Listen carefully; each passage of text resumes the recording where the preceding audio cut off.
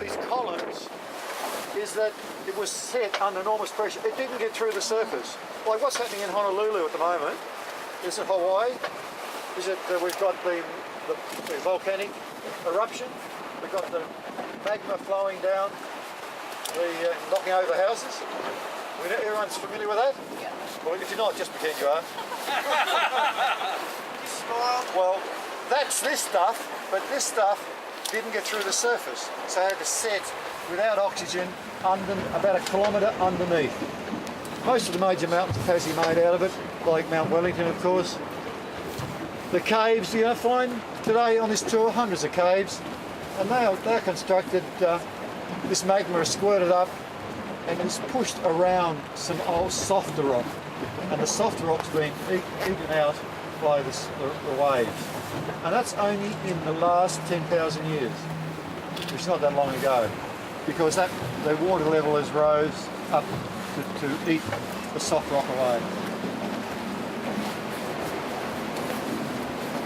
Do you know what the lowest form of life is around here?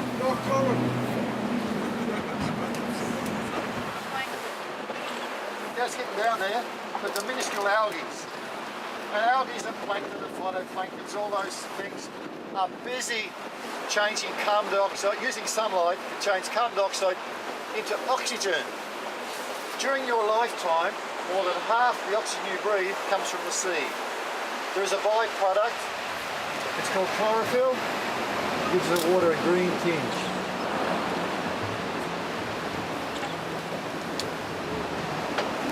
You know this weed growing around the intertidal zone? Yeah, I hope some of that's in your diet. How does it get in our diet? Well, this kelp goes on a little holiday. It goes to Scotland. We rack it, dry it, granulate it, sell it to Scotland, and they convert it into an alginate powder, which is quite expensive. A little bit of alginate powder goes a long, long way. It goes into ice creams, face creams, medicines, it goes into beer. Anything that you like to keep things in solution. Does anyone have soya milk in their coffee? Well, if you did, sometimes it separates. Of course, there's no alginate in it. It doesn't bind it together. It's not a binding agent. The Aboriginal people used to eat it. Rich in iodine. It's very, very good for you. Tasmanian soils have no iodine, so we have to have a supplement. We have to have iodized salt in our diet, or else we'll get sick.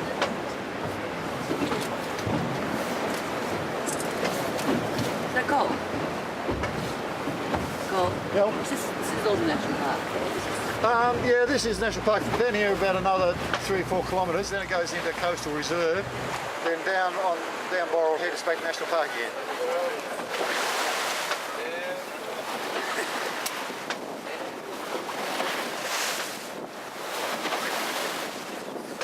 Just shoot up here, we'll turn the boat so the light's behind us, so we can have a look into the forest. One of my guests this morning said he was sick of seeing trees. So I'm going to take you to what makes up the largest forest on the planet. Where are the largest forests on the planet? Tasmania. Oh, Amazon. In the water! Oh. Have a stand up. Have it in the water. Brazil used to have the largest forest, but they chopped them all down. No, in the water here, Huey's just parked us on top of a forest. Can you all look in the water, please? Oh wow, there's kelp forest down there. Can you see there's a forest underneath us? Wow, there is. So David Attenborough tells us the greatest forests on the planet are what we're looking at here. And he also tells us the fastest growing plant on the planet is what's here. It's Macrocystis, the giant kelp, or strand kelp or brown algae, whatever you like to call it. It's growing from a trunk on the bottom just like the trees on land. Photosynthesizing using sunlight can get down to 50 metres deep in our waters. Here we're only in about 10 metres. It's a great habitat for, well, not so much birds like on land, but for snails and crayfish, kelpfish. That rock up there is called Eagle Rock. Is it? Here you go, rocks. Come on, We had Ernie Dingo, had him on board one day, and we point out Eagle Rock, and Ernie's from Western Australia, and everything's big over there. He says, where I come from, that's just a bloody budgie. Has anyone been into Central Australia? Yes. Has anyone seen budgies? Yes. Over there are swarms, they're like bees. Thousands and thousands, and trees just, when they come into land on dusk, the trees go, oh no, not another load of budgies. Even our Prime Minister's got a set. Yes. Yes, disturbingly so. He's known as the highest cliffs in the southern hemisphere. Yes, southeast Tasmania has the highest sea cliffs in the southern hemisphere. The highest sea cliffs, they're only 300 metres, which is just over 1,000 feet. I think the highest sea cliffs in the world are in Hawaii. Again, they're volcanic, but they're nearly 3 times the height of these. This is just amazing. Absolutely. Giant's Causeway. The Giant's Causeway is similar. Yeah, volcanic. Australia, it's not the same as this because that's The hexagonal. it's a Giant's Causeway was constructed about 30, 40 million years ago, whereas this is a Jurassic, 180 million years, and also some of that got through the surface. Australia has a place virtually identical at the mouth of the Tweed River, a little place called Fingal. Fingal. And the Tweed Valley, Fingal, that's just the same geology of the Tweed. Yeah.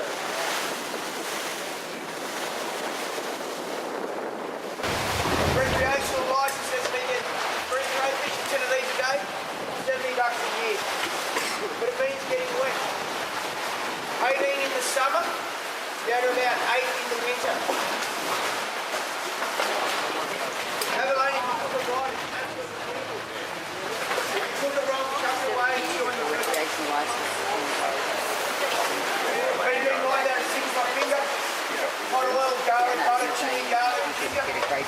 Drop in that 10 pieces. By the time you got that last one, you're turning the others, pulling it out. Or flour, egg, panko, breadcrumbs in the deep fry for a couple of seconds. Nice little white, absolutely beautiful.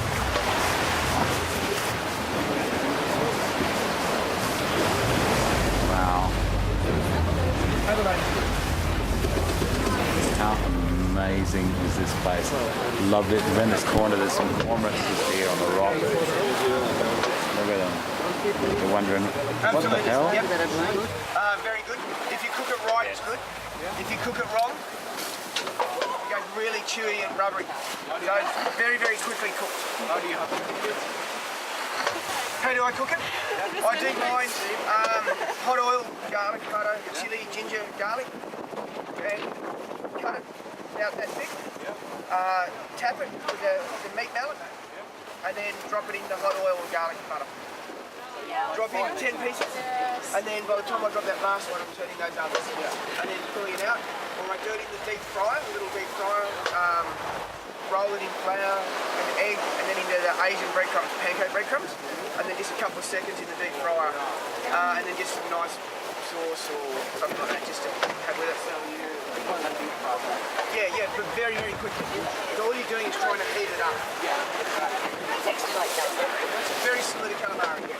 And again, calamari, if you go to cook calamari, it goes really, really chewy as well. Yeah. Thank you. So, yeah. So you get these all around here. So about 70.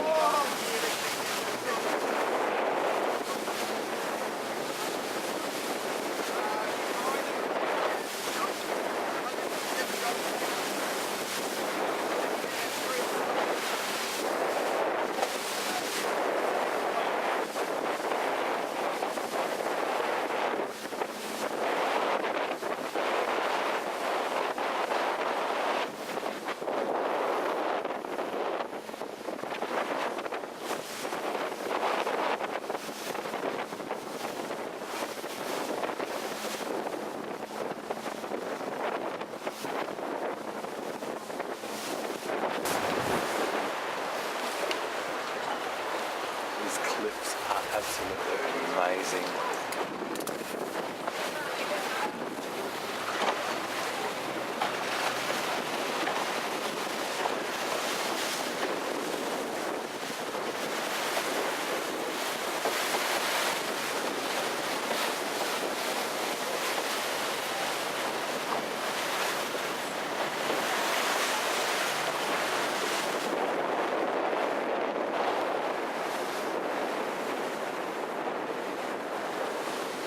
Butter sculpture there. Folks, we're just coming into the cathedral. The best way to appreciate this is to stand up, lean back on the rail, and look up. And give us some It's wow. raining. It's amazing. Guys, stand up. Stand up and lean back and look up. Wow. I can do that. There you go. Beautiful.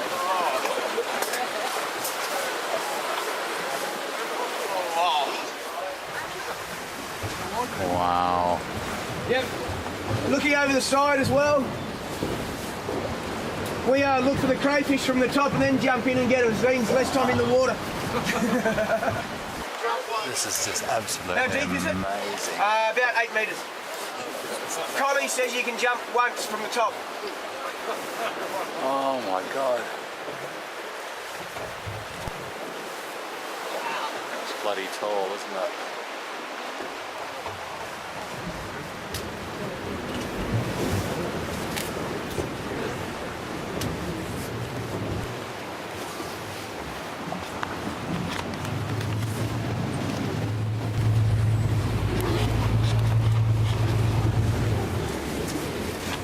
Very, very calm today. Sorry about the intermittent windshield wiping.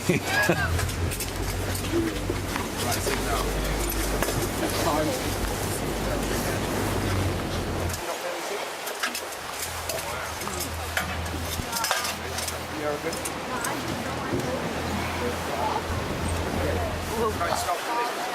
And when it does do that, stand up. Alright?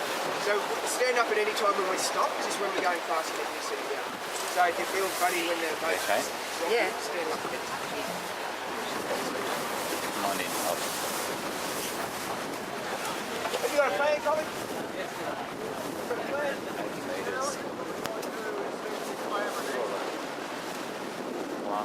Come down left.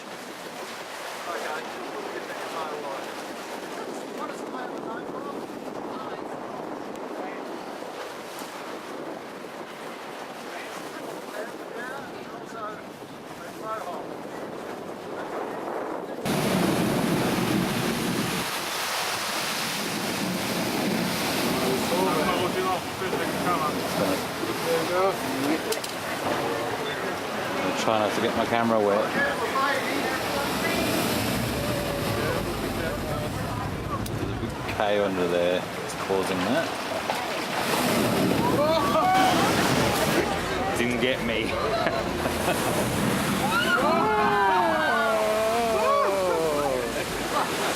Still didn't get me. Look at the kelp there. How beautiful.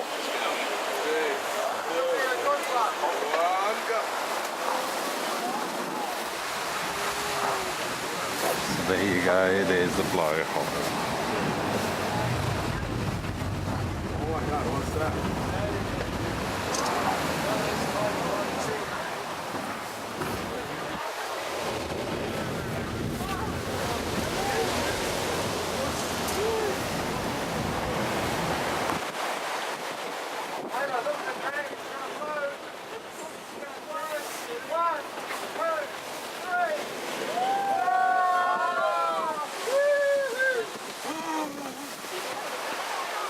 Very much fun, gotta tell you. Dragon again. One, two.